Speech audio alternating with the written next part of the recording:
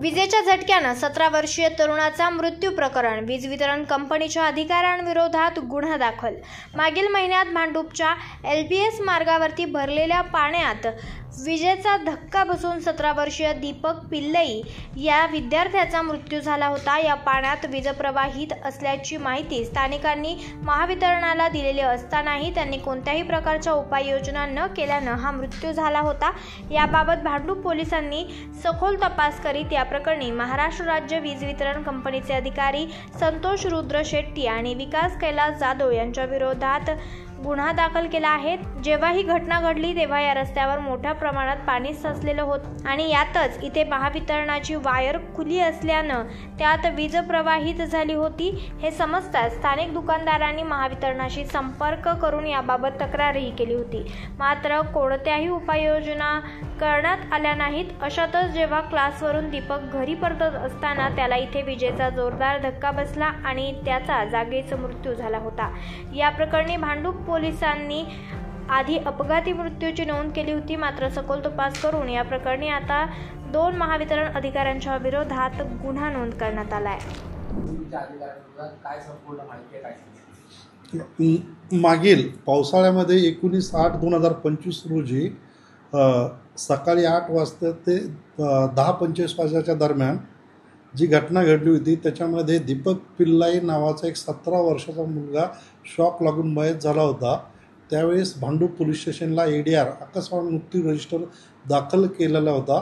त्यामध्ये चौकशी केली. API हांडे मॅडम ज्या महिला सहाय्यक पोलीस निरीक्षक आहे त्यांनी त्याच्यामध्ये चौकशी केली.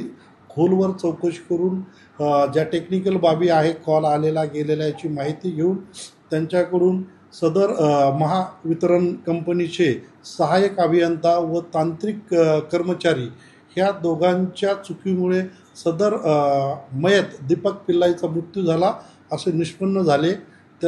असे निष्पन्न झाल्यावरून भांडूप पोलीस स्टेशनला त्यांच्याविरुद्ध गुन्हा दाखल करण्यात आलेला आहे. सर, या निष्काळजीपणामध्ये काय नेमका निष्काळजीपणा झाला होता? कारण काही प्रत्यक्षदर्शीचं म्हणणं होतं की त्यांनी फोन केले होते SCBला आणि फोन करून देखील कर्मचारी तिथे आलेले नव्हते. याच्यामध्ये जी फिर्याद दिलेली आहे पौर्णिमा हांडे मॅडमने त्यामध्ये की सदरची घटना 19/8/2025 रोजी झाली. 8 वाजता ते 10:45 वाजण्याच्या दरम्यान नॉवेल्टी झेरॉक्स समोर त्या ठिकाणी एक लघुदाब भूमिगत केबल पंक्चर झालेली होती व पावसामुळे त्याच्यात विद्युत प्रवाह वाहत होता साठलेल्या पाण्यात. त्या ठिकाणी एक साक्षीदार होता राजू नितीन जैन यांनी महावितरण कंपनीच्या टोल फ्री नंबर जो आहे त्यावर तक्रार केली होती.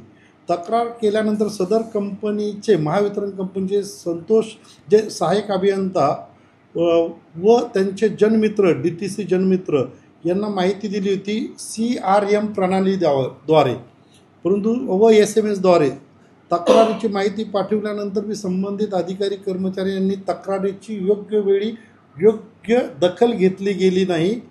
विद्युत केबलमुळे मध्ये बिघाड झाल्यानंतर आवश्यक सुरक्षा प्रणाली कार्यान्वित न झाल्याने सदरची घटना झालेली आहे असे निष्पन्न झालेले आहे.